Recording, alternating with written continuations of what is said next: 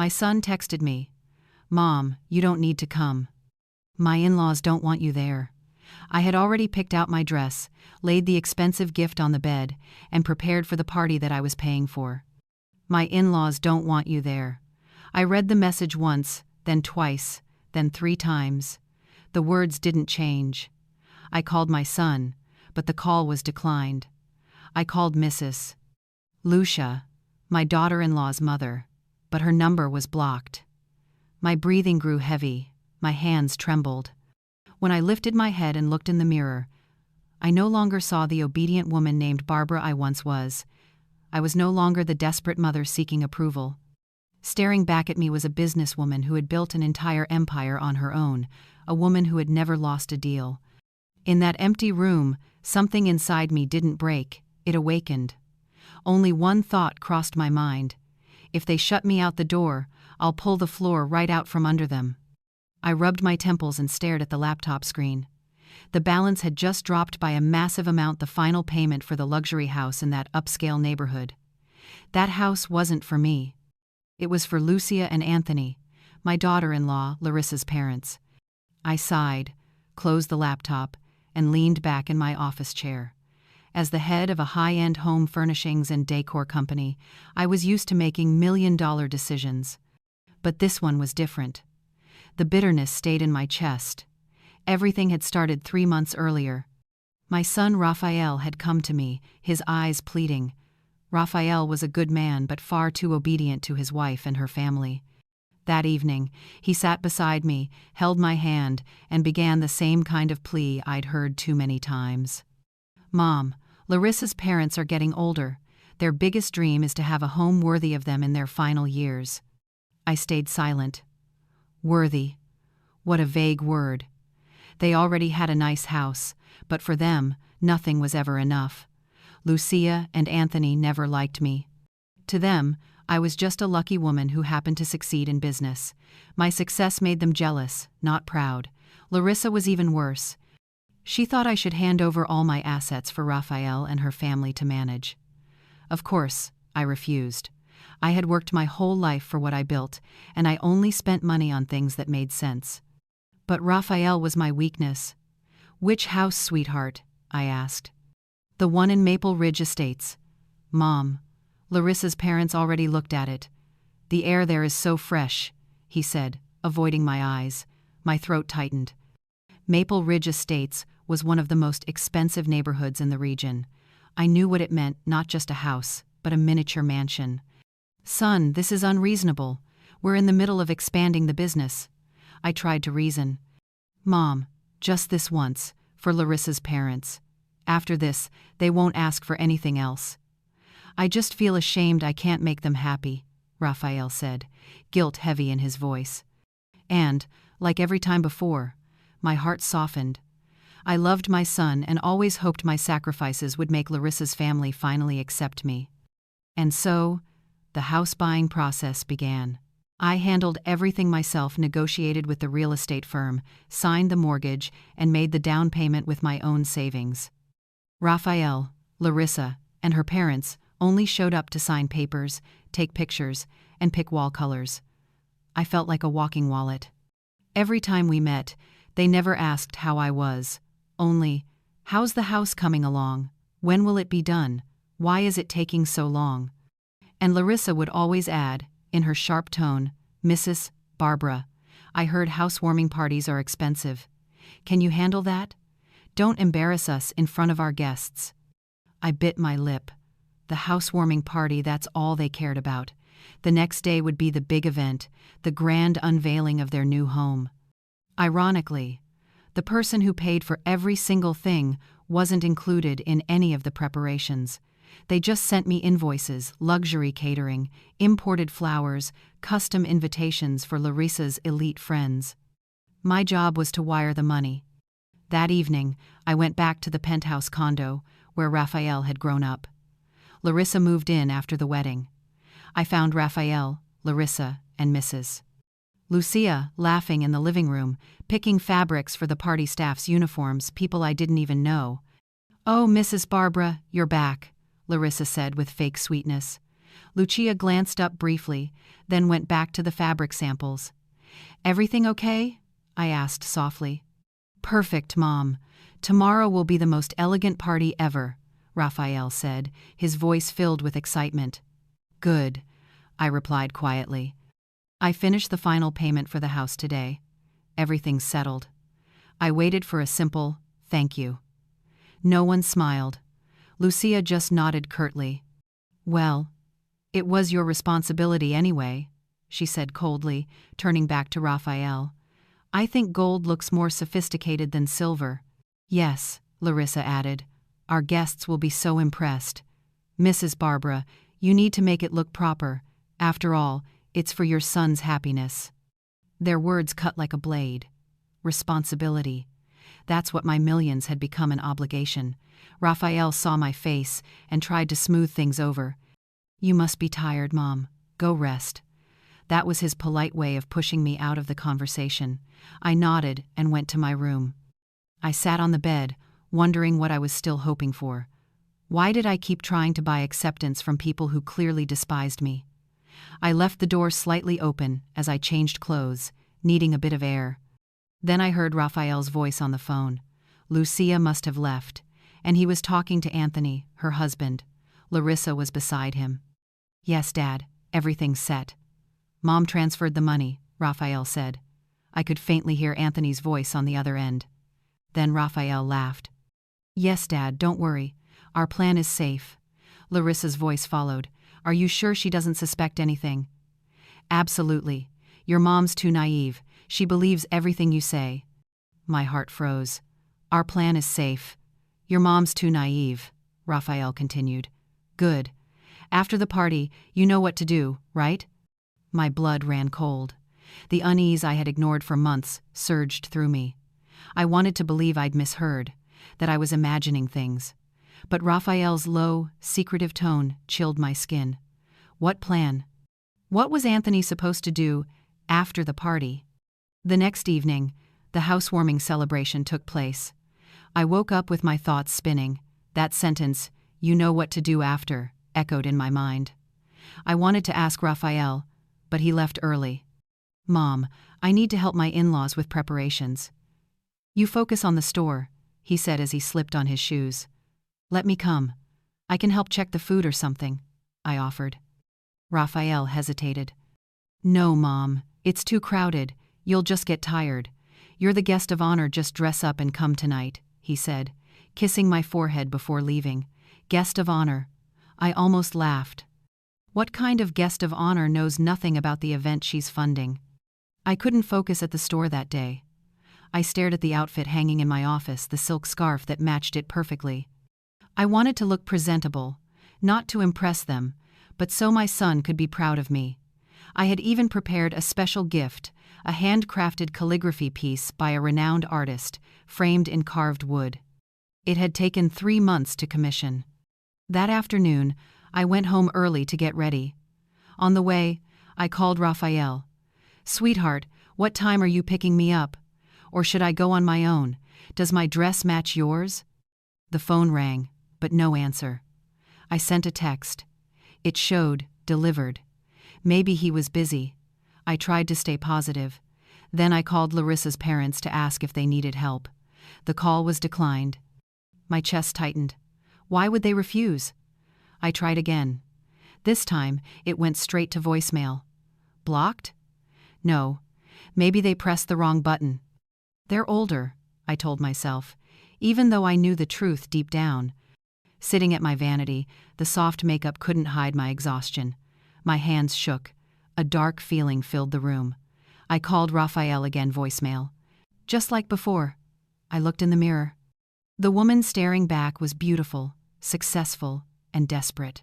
She was begging for the attention of people who never truly wanted her around. I had funded the luxury lives of people who wouldn't even pick up my call. Raphael's voice from last night echoed in my head. You know what to do after the party. Was that Anthony's task, and Raphael's? Was my son's task to erase me from his life once he had drained everything I'd saved, once the house was paid off? A chill ran down my spine. No, Raphael loved me. At least, He used to. That night, as the party began, I sat alone in my room. The elegant dress still hung in the closet, the expensive gift still on the bed. I felt foolish dressed up for a celebration I paid for, not even sure I was welcome. I took a deep breath. I needed to end this uncertainty. I needed the truth. I opened my phone and typed slowly, carefully, as my heart splintered with each word. "Sweetheart, I'm ready. What time are you picking me up?" I hit send. A moment later, the status changed to delivered. I stared at the screen, waiting for it to switch to read.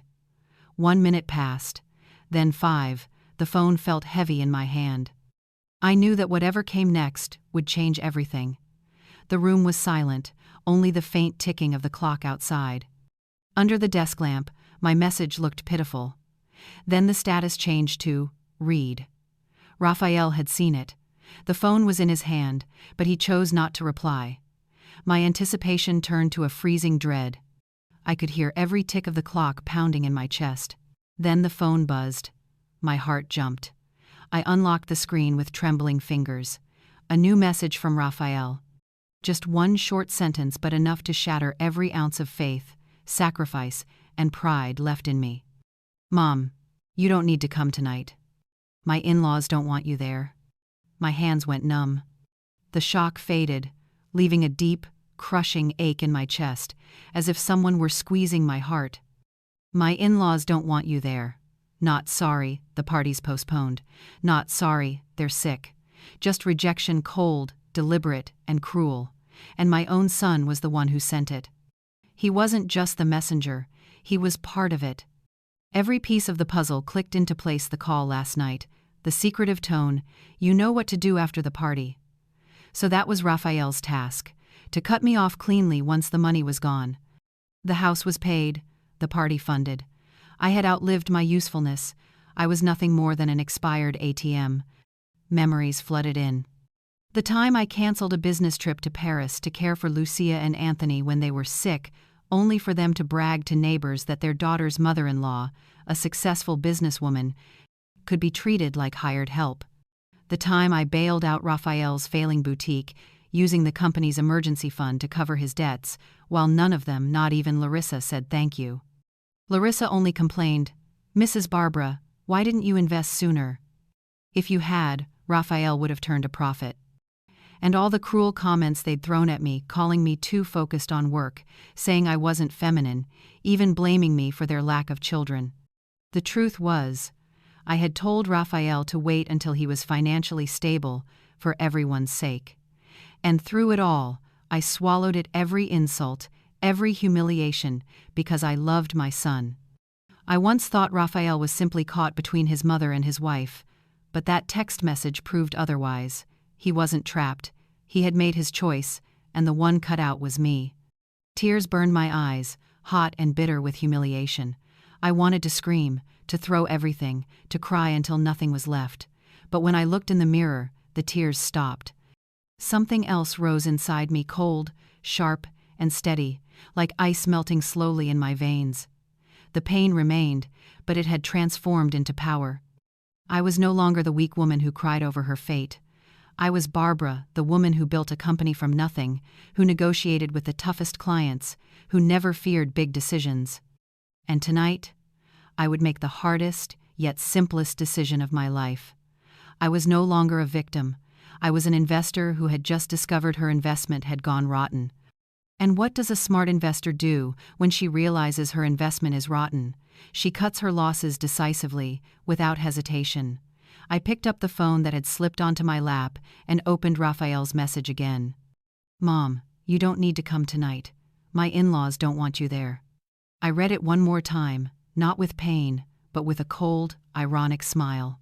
Staring at my reflection, I whispered to myself, "All right, you brought this on yourselves." I texted back just one short line, "All right, son." I knew Raphael would read it, sigh in relief, and think I had surrendered as usual. He'd go back to the party feeling victorious. I set my personal phone down on the vanity. I wouldn't need it anymore tonight. Then I stood up, walking slowly but firmly toward my desk in the corner, leaving the dress and the gift behind.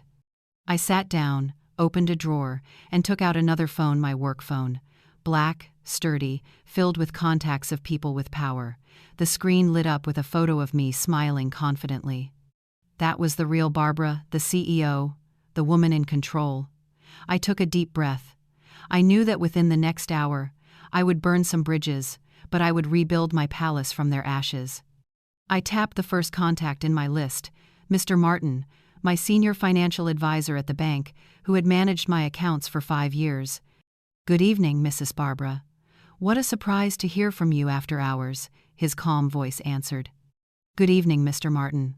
I'm sorry to disturb you, but I have several urgent requests that must be handled tonight." My voice didn't shake, it carried the clear tone of command. "Of course, Mrs. Barbara. I'm ready. How can I assist you?" "I want you to immediately cancel all automatic payments and recurring transfers from my account to any accounts related to the house purchase at Maple Ridge Estates, service fees, utilities, anything." "Yes, ma'am. I'll process that right away." "Good. And one more thing more important," I continued. "The final payment today, $1,200,000, was transferred to the construction company's account. I want to know whose name is on the purchase contract." Martin typed for a moment, then replied, "The contract is under Mrs. Lucia Turner's name, with you, Mrs. Barbara, listed as guarantor and primary payer. The entire sum came from your account." "Excellent," I said quietly. "Now contact the bank's legal department. I want that transaction frozen immediately. Review the file for any lawful basis, fraud, coercion, or undue influence, and if the evidence supports it, initiate an emergency hold on the transfer." I heard Martin's breath catch. "Mrs. Barbara, this could be complicated. The money has already been sent, and the contract completed." "I know." I cut him off. "I don't pay you to handle easy things. I'm a priority client, and tonight my priority is to make this transaction a legal problem.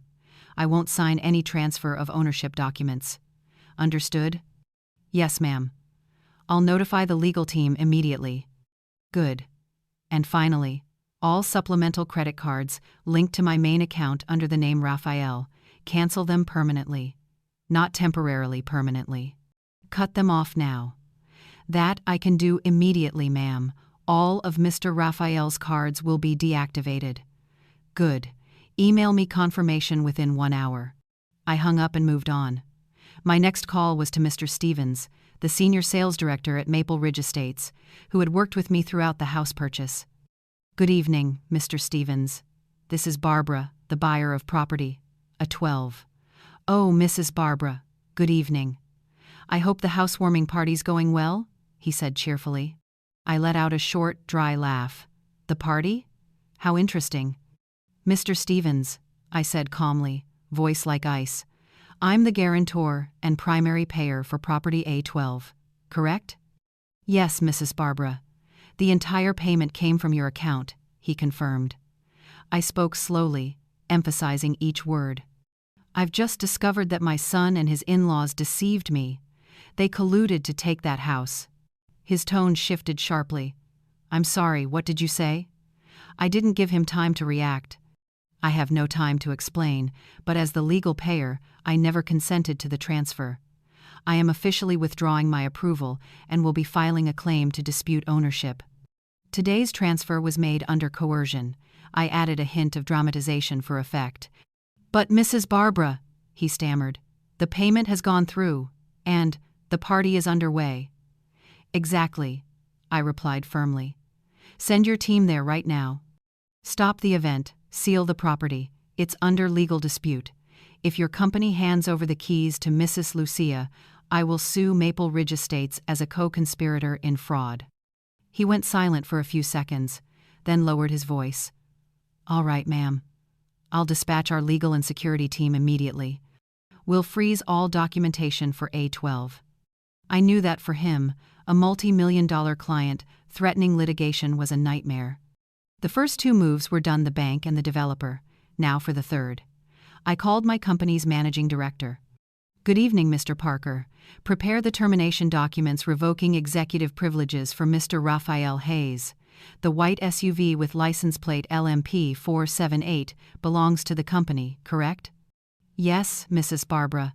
That's the one issued to your son, he said, surprised. Not anymore. At 6 a.m. tomorrow, have it repossessed, wherever it is. Also freeze his payroll account. Raphael no longer works for my company. The title, Marketing Director, had been nothing but a gift from me. His real job, none at all. Understood, Mrs. Barbara, Mr. Parker replied, his tone suddenly serious. I set the work phone down. 3 calls. In less than an hour, I had dismantled the foundation of the luxury life Raphael and Larissa's family were about to enjoy.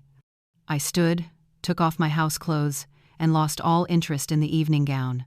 I went into the bathroom, ran warm water into the tub, and dropped in a lavender bath bomb. My mind needed stillness. As I soaked in the fragrant warmth, my personal phone began buzzing non-stop on the vanity. The screen lit up Raphael calling. I stared at it, let it ring, then stop. Moments later, it rang again, Lucia. Declined. Then Raphael again. Again. Again.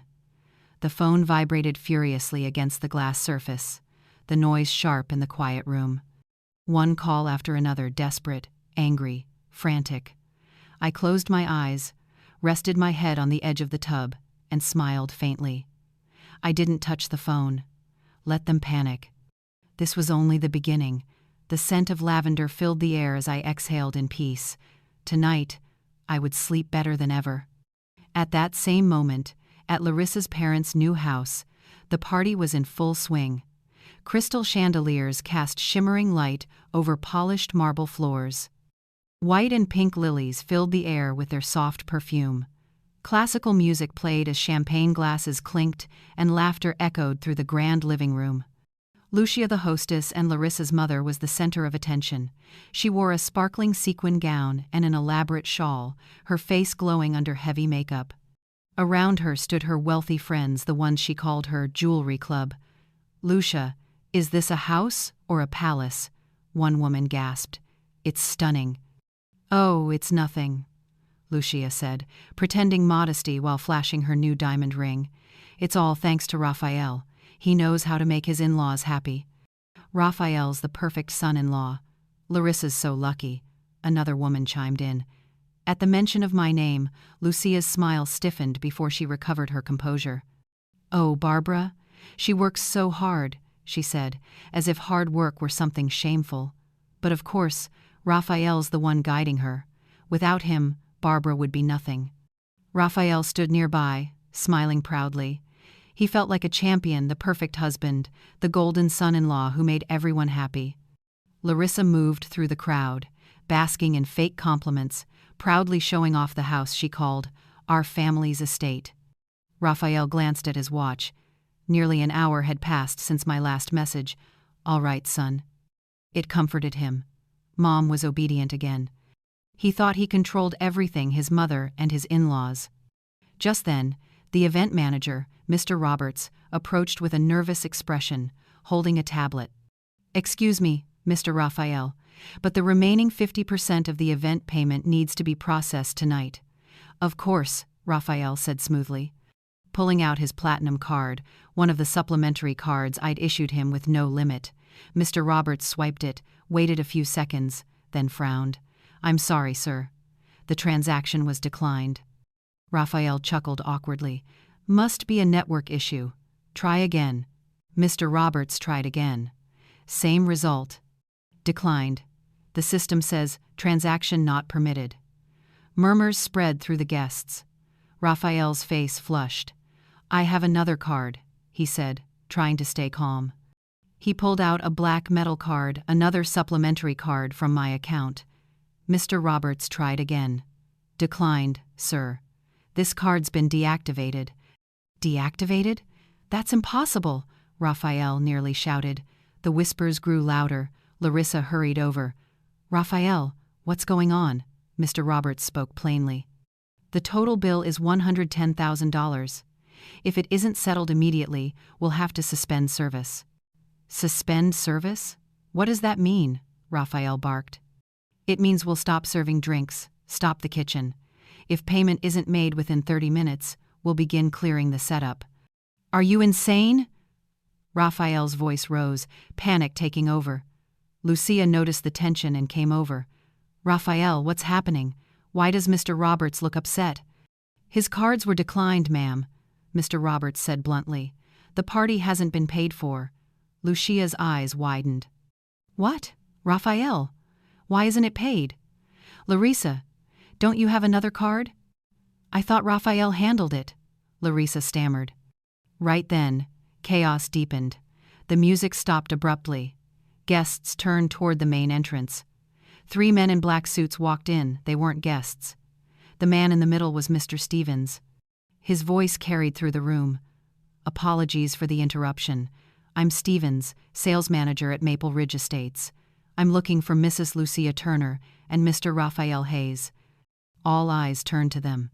"What's going on, Mr. Stevens?" Raphael asked, voice shaking. "There's a serious administrative issue," he said. "We just received notice from the bank and our legal team. The primary payer and guarantor for property A12, Mrs. Barbara Hayes, has withdrawn her consent for the transaction. This house is now under legal dispute. Today's payment has been frozen by the bank." The room fell silent. Larissa clutched her husband's arm, trembling. "Raphael, what did your mother do?" Lucia went pale as death. "A dispute? That can't be. What are we supposed to do?" "This party is over," Stevens said firmly. "By regulation, all guests must leave immediately. The property will be sealed until the case is resolved." Chaos erupted. Elegant guests scattered, whispering, scoffing. The glamorous evening collapsed in an instant. Raphael shouted, grabbing his phone to call me. It rang, no answer. Again. No answer. "Mom, pick up," he yelled. Lucia snatched the phone. "Let me try, she'll answer me." She called, declined. Again. Voicemail. Larissa tried too, voice shaking. "Mrs. Barbara, please, pick up." In my peaceful bathroom, surrounded by lavender-scented steam, my phone kept lighting up on the vanity. Raphael, then Lucia, then Larissa, then Raphael again.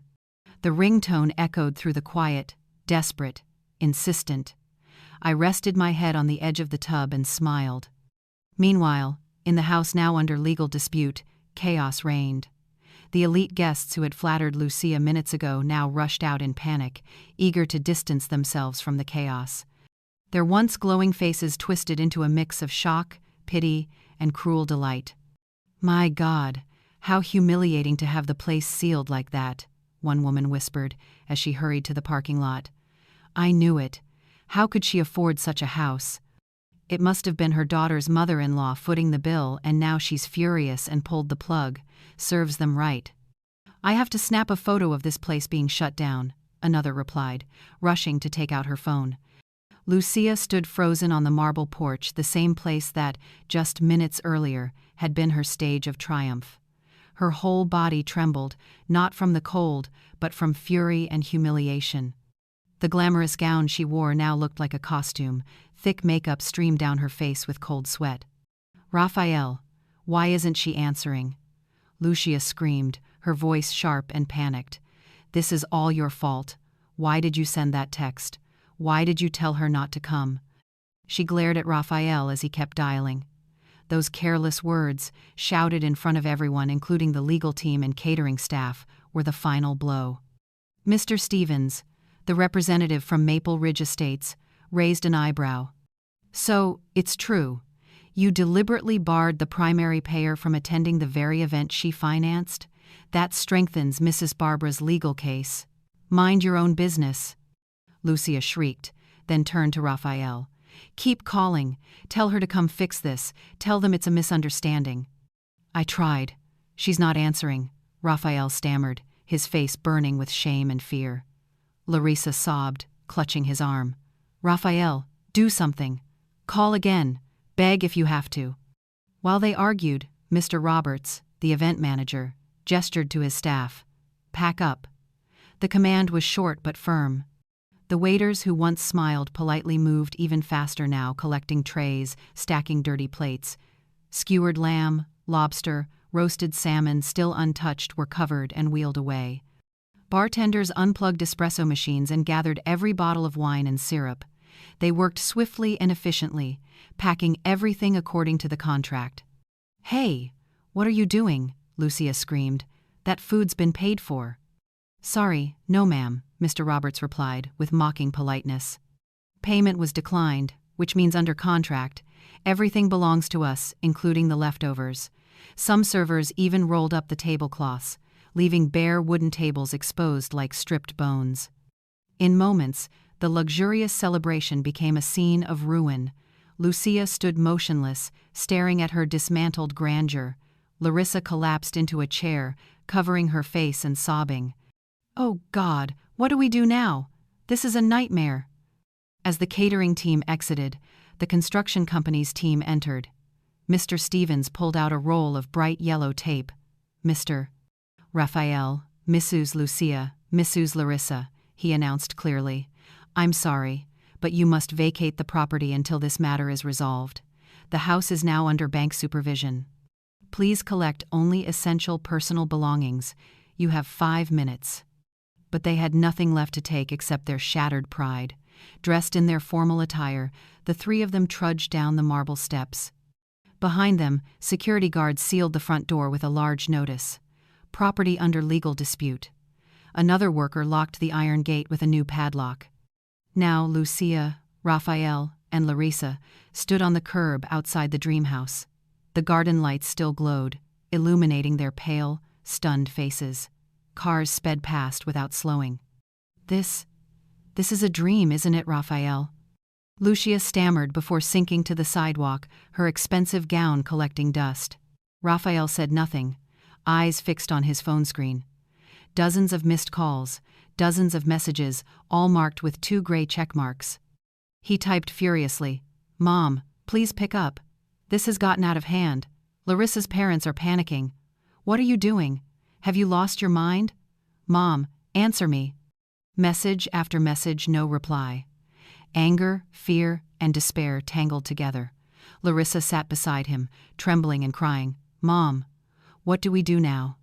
In my apartment, I stepped out of the bathroom, wearing a soft cotton pajama set, my hair wrapped in a towel. I picked up my still vibrating phone and scrolled through Raphael's frantic messages: anger, panic, desperation. I read them calmly, then typed slowly. "What's wrong, son? Didn't Larissa's parents say they didn't want me to come?" I hit send. Delivered. Appeared. On the cold sidewalk in front of the sealed house, Raphael's phone buzzed. All 3 of them leaned in, clinging to a final shred of hope. They read together. "What's wrong, son? Didn't Larissa's parents say they didn't want me to come?" Silence fell. At that moment they understood. This wasn't a bank glitch or a misunderstanding. It was deliberate, calculated revenge. I knew everything. I had prepared for this. Raphael's face shifted from fear to horror. Lucia turned as white as marble, eyes wide with pure panic. Larissa wept uncontrollably, clinging to her husband. They had awakened a sleeping dragon. The once lively street outside Maple Ridge Estates was now cold and empty, the opposite of its earlier splendor. Lucia, Raphael, and Larissa stood by the gate, looking like beggars dressed in designer clothes. They tried calling for a cab, but cars passed without stopping. After half an hour of humiliation, a rideshare finally pulled up. The ride was silent. Raphael sat in the front, typing desperate messages. Lucia and Larissa sat in the back, faces pale as chalk. Larissa sobbed quietly, pressing her forehead against the window, her elegant gown clinging to her sweat-dampened skin. The driver glanced at them in the mirror, but said nothing. "Where to?" he asked softly, as the car left the neighborhood. Raphael didn't answer.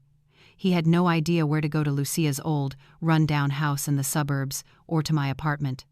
"To Pearl Residences," Lucia croaked. "We have to see her. She has to stop this." Raphael nodded, still thinking I'd soften, that I'd forgive him. Larissa wiped her tears. "Let me talk to her," she whispered. "She's still my mother-in-law. She won't be cruel." When they arrived at the building, Raphael swiped his access card. Red light. He tried again. Still red. "No way," he muttered. What now? Lucia snapped. My card's been deactivated. A security guard approached. Sorry, Mr. Raphael. Your access has been revoked at the request of the apartment owner. The owner? She's my mother, Raphael barked. Sorry, sir. Rules are rules. We have to call Mrs. Barbara for permission before allowing you and the ladies upstairs. Lucia's face flushed red with humiliation. Evicted from the new house, now needing permission to enter what she once considered her son-in-law's home, Larissa gripped Raphael's hand, trembling.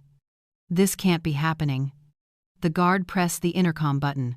Good evening, Mrs. Barbara. This is security. Mr. Raphael, Mrs. Larissa, and Mrs. Lucia are in the lobby. Do you want to let them up? Silence followed. Raphael held his breath. If I said no, it would all end right there. I inhaled slowly, then replied through the speaker, calm and clear. Let them up. I'm waiting. Raphael exhaled in relief. See? She's waiting for us. He pulled his wife and mother-in-law into the elevator. They adjusted their clothes, wiped their faces ready for confrontation. When the elevator doors opened on the penthouse floor, Raphael saw my door slightly ajar. He pushed it open, shouting, Mom, what is going on? I sat calmly on the sofa, dressed in soft cotton pajamas, my hair still wrapped in a towel. A steaming cup of ginger tea sat on the table before me. I felt peaceful, at ease, as if I had just finished a spa session in my own home. The contrast between us was stark. I was composed and clean, while Raphael, Larissa, and Lucia looked disheveled, exhausted, faces twisted with anger. Sit down, I said quietly, my voice steady as still water. Sit down, Lucia shouted, stepping forward. After what you've done, you dare order us around? Do you even realize what you've done? Larissa moved closer, tears streaming down her face. Mrs. Barbara, please, this must be a misunderstanding. You can't treat us like this. Mom, I don't know what game you're playing, but you've gone too far, Raphael said, voice trembling between anger and fear. You humiliated us in front of everyone. You canceled my credit cards, you had my in-laws' house sealed. Have you lost your mind? I looked straight into my son's eyes, searching for any trace of the boy I once loved, but there was nothing, only fear and selfishness. Lost my mind? I finally spoke, my tone low but cutting. Then tell me, son, who's really insane? Me, the mother who worked herself to the bone to pay for your dream house? Or you, the ones living off my money while mocking me behind my back? Raphael stayed silent. You say I humiliated you? I let out a faint laugh. Weren't Larissa's parents the ones who said they didn't want me there? I only followed their wishes. I didn't show up. I simply took back what was mine. What's yours? Lucia shouted. Nothing here belongs to you. It's all thanks to Raphael, my son-in-law. Without him, you're nothing. His property is yours. I stared at her, the smile fading, my voice now cold and precise. Let's talk facts, Mrs. Lucia. I built my company 6 years before Raphael was even born. I bought this apartment outright, long before your daughter married my son. The cars in the garage are registered under my business, and that luxury house you brag about 100% paid with my money. So tell me, where exactly is your son-in-law's contribution? Lucia's mouth fell open. She couldn't speak. Larissa collapsed to her knees, crying. Mrs. Barbara, please forgive us. You've always been like a mother to me. Mom, stop, Raphael said, his tone softening, pleading now. I know I was wrong. I'm sorry about the message. Larissa's parents pressured me. You know how they are. But you didn't have to take it this far. Call the bank, call the developers, tell them it was all a mistake. We can fix this. I looked at him and said firmly, There's nothing to fix. That message wasn't a mistake, it was the truth. A truth that finally opened my eyes. I stood, walking toward the door where 3 large suitcases and 2 travel bags sat. Raphael recognized them immediately. It's done, I said. I'm ending this show. I'm no longer your wallet. I nudged the suitcases toward them. These are your things. Everything I allow you to take: clothes, watches, shoes, Larissa's jewelry. Raphael stared at me. Mom, Are you kicking us out? Larissa clutched the luggage, sobbing. Mrs. Barbara, please, don't do this. I shook my head. Not kicking you out, just sending you back to where you belong. This is my apartment, bought with my own hard work. I don't want to share my air with people who plotted against me. Liar. Lucia screamed. We used your money? You're the one who banned yourself from the party you paid for. If that's not fraud, what is? I pointed at the door. Leave, all three of you. Mom, please, Raphael begged, grabbing my hand. I pulled away as if burned. Don't touch me. My voice rose for the first time. Your car will be repossessed at 6 a.m. Your credit cards are canceled. Tomorrow my lawyer will deliver the documents severing our family ties. No, Mom, you can't. Raphael's voice cracked. Larissa dropped to the floor, clutching my legs, sobbing. Mrs. Barbara, please, we'll change. We'll treat you better. I gave a cold smile. You can stay in your new house. Oh, wait, it's still sealed. I opened the door and pointed outward. Go. Lucia looked at her silent son and crying daughter, then lunged at me. I caught her wrist and squeezed hard. Don't ever touch me in my own home, I said quietly, teeth clenched. Leave, or I'll call security. My glare stopped her cold. Raphael trembled as he dragged the suitcases. Larissa stood, still shaking, her eyes red and swollen. They looked at me one last time, hoping for mercy, but all they saw was steel in my eyes. They stepped out. Good night, Raphael. Good night, Larissa. Good night, Mrs. Lucia, I said, then closed the door and locked both bolts. The metallic clicks echoed in the hallway. They stood outside in the bright corridor, surrounded by their luggage. They had nowhere they were willing to go, and no way to pay for a hotel. Raphael slammed his hand against the wall, shouting, Mom, open the door, we can talk. Larissa sank to the floor, hugging her suitcase, sobbing uncontrollably. Inside, silence. That night dragged on in silence, with their suitcases lined up like witnesses. Returning to Lucia's old suburban house was humiliating, but it was their only choice. A hotel? With what card? Every account was frozen. The small cash in Raphael's wallet barely covered the taxi fare. They reached the old house after midnight. It had been empty for weeks, stale and coated in dust. Still wearing her evening gown, Lucia shouted, This is all your fault, Raphael. If you'd acted like a man, instead of depending on her money, she poured her fury onto her son-in-law, forgetting she was the greediest of all.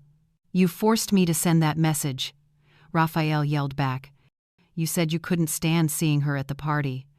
Larissa sat curled in a corner, hugging her knees, crying, Stop it. Fighting won't change anything. Their argument echoed through the dusty room, surrounded by expensive suitcases that now looked ridiculous. Finally, they each retreated to cramped rooms, drowning in bitterness and guilt. The next morning, reality hit harder. Raphael woke to the sound of a ringing phone, not a call, but his alarm. 6 a.m.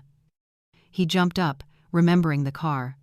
He ran outside to see his white SUV parked by the curb. Two large men stood beside a tow truck. Mr. Raphael Hayes. We're from the company's asset recovery department. Mrs. Barbara requested that we repossess this vehicle, one of the men said, handing over official papers. Raphael froze, then helplessly handed them the keys. The car that had once been his pride was hooked onto the tow truck and taken away. He had nothing left. Larissa came outside, and the moment she saw it, she burst into tears. But the blows didn't stop there. Near noon, as the three of them sat in the kitchen eating a bland breakfast of watered-down oatmeal, a delivery man knocked on the door. Excuse me, I have mail for Mr. Raphael Hayes and Mrs. Lucia Turner. Raphael lazily got up to take the two thick brown envelopes, one for him, one for his mother-in-law. Lucia tore hers open first, her eyes widening. Maple Ridge Estates, she read aloud, then fell silent. It was an official notice. Due to the legal dispute filed by the primary payer, Barbara Hayes, the purchase contract had been voided. The property was being repossessed by the developer. The large deposit had been forfeited to cover breach penalties and damages from the cancelled event. The house, my house, Lucia whispered, her knees buckling as she grabbed the doorframe to keep from collapsing. Raphael didn't hear her. He was tearing open his own envelope. The letterhead of a major law firm made his stomach twist. The bold title read, "Notice of Family Severance and Revocation of Inheritance Rights." He read each page with trembling hands. It wasn't emotional, it was a full legal document, complete with a demand for restitution of all unjust enrichment. My lawyer and I had prepared it carefully. It detailed my termination of all financial support to my son for acts of disrespect, deceit, and financial exploitation. The appendix ran dozens of pages, containing bank statements showing millions of dollars transferred from my accounts to Raphael's, proof of house payments, invoices for parties, and documents proving my ownership of the apartment and company assets long before Raphael was an adult. The demand was clear. I declared a total separation of assets, making everything I owned untouchable. As for Raphael, who owned almost nothing, he could keep what little he had. But the final clause was the fatal blow. Every sum and privilege he had received from me would now be considered personal debt owed to my company. Raphael sank to the porch floor, his face pale as chalk. He understood I hadn't just cut him off. I had buried his financial future, down to the roots. "Raphael, what does it say?" Lucia asked, her voice shaking as she saw her son-in-law's lifeless expression. Raphael said nothing, only handed her the letter. Lucia read it, not understanding all the legal terms, but the words "revocation of inheritance" and "restitution demanded" froze her blood. Larissa peeked over her mother's shoulder, tears welling again. Lucia's anger flared, but this time she knew rage wouldn't help. She needed a new strategy. Her voice lowered, her eyes narrowing in calculation. "No, she can't do this. She still loves Raphael. She's just angry. If she's angry, we'll make her calm down." "Angry? She destroyed us," Raphael snapped. "Then we'll make her soften," Lucia said. A wild idea flickered in her mind. "We'll apologize. I'll kneel to her if I must. I'll cry. She won't be able to stand seeing an old woman on her knees." Raphael looked at his mother-in-law and instantly understood it wouldn't be a real apology, just another performance. But what choice did they have? Larissa wiped her tears. "I'll go too. I'll beg. She's my mother-in-law, she'll feel pity." That afternoon, the three of them dressed modestly. Lucia deliberately left her hair messy and her scarf untied to look pitiful. They took a taxi to my company's headquarters. The building gleamed, modern, luxurious, spotless. The receptionist saw them enter and quickly stepped forward. "I'm sorry, may I ask who you're here to see?" Raphael said. "I want to see Mrs. Barbara." "She's my mother." The young woman typed quickly, then replied firmly, "I'm sorry, but the names Mr. Raphael Hayes, Mrs. Larissa Hayes, and Mrs. Lucia Turner are on the restricted list. You are not permitted entry." "What?" Raphael slammed his hand on the counter. At that moment, the elevator doors opened. I stepped out with two of my executives, wearing a navy blazer, my expression calm and sharp, as if nothing had happened. I was chatting with my COO, smiling lightly. When Lucia saw me, she rushed forward and dropped to her knees. "Mrs. Barbara, please forgive me," she cried, clutching my legs. The lobby fell silent. People stopped and whispered. "I was wrong. I regret everything. Please don't abandon Raphael and Larissa. They've suffered enough. Look at us. Please have mercy." Larissa followed suit, kneeling beside her, tears streaming down her cheeks. "Mrs. Barbara, please. I'll be a better daughter-in-law.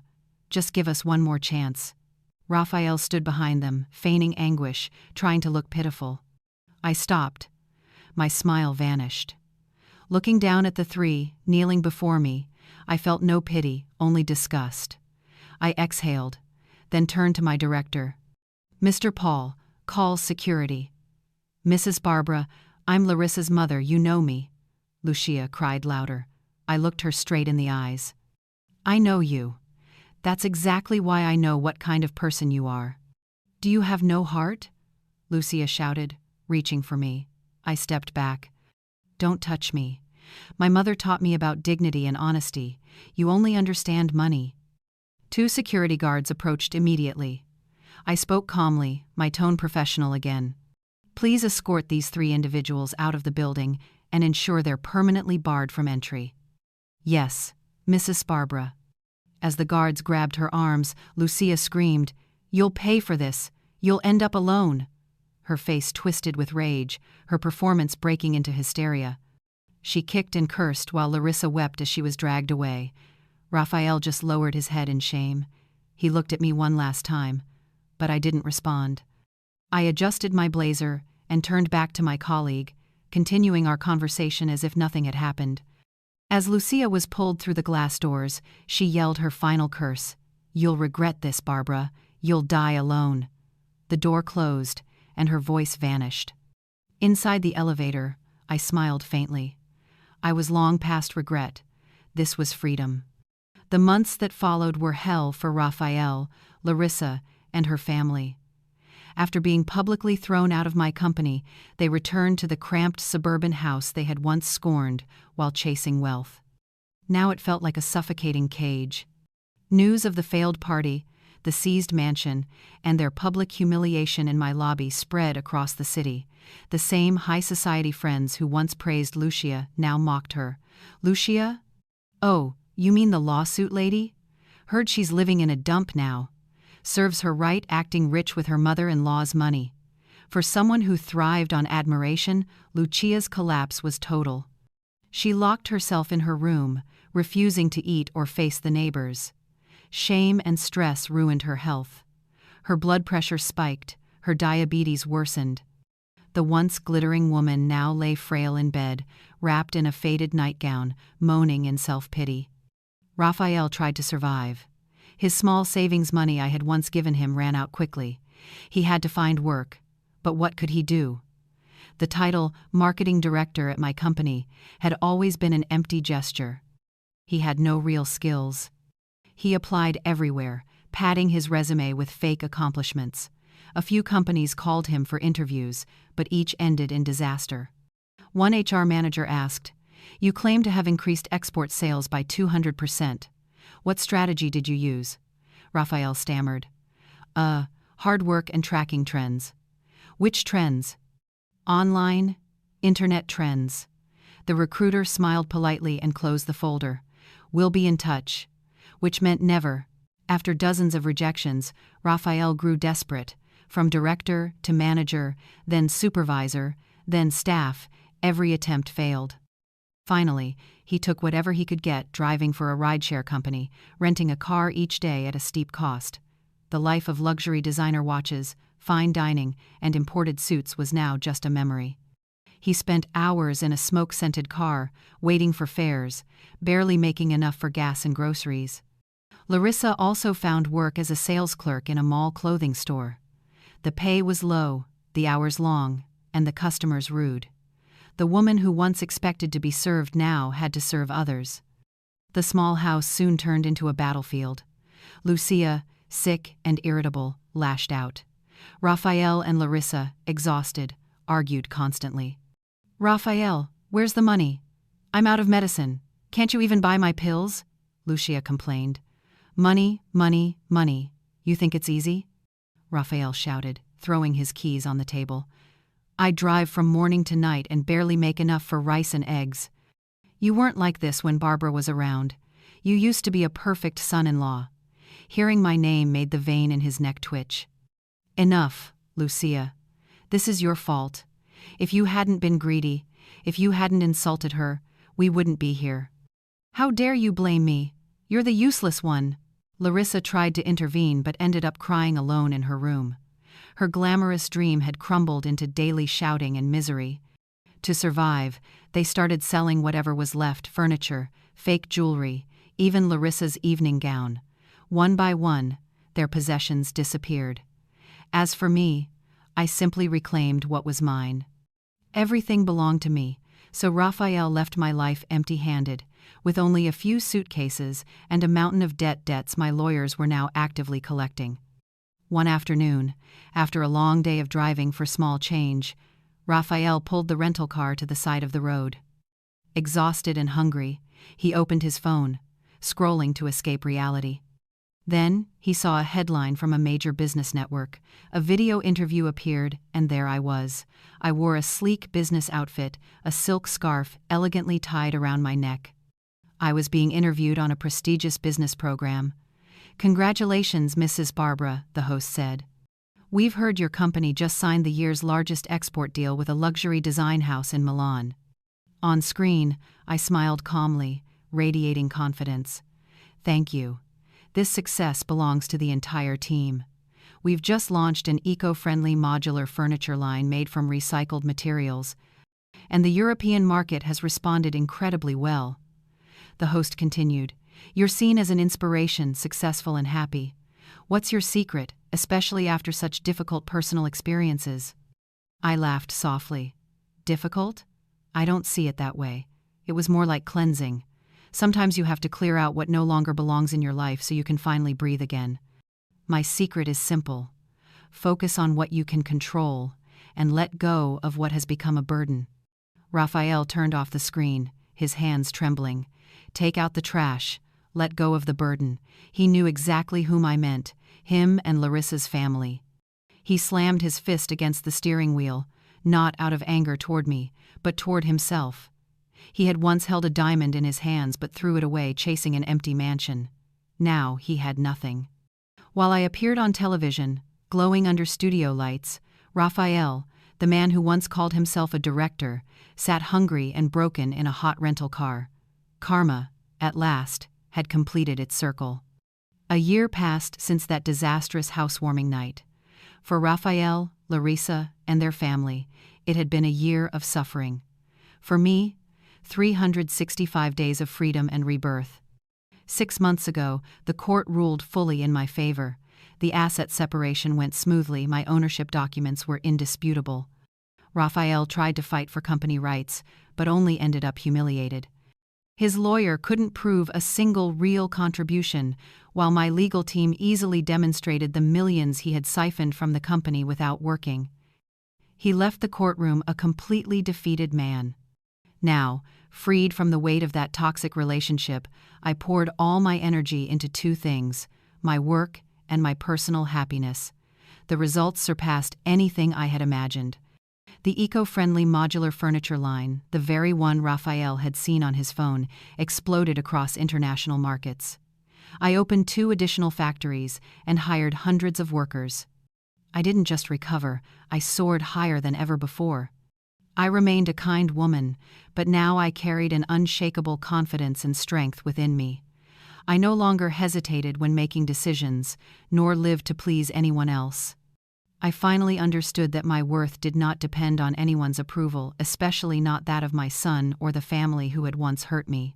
To celebrate both my company's success and the day I reclaimed my freedom, I held a gratitude ceremony, not the kind of shallow, ostentatious party Lucia had always dreamed of, but a warm gathering at the orphanage I had quietly supported for years.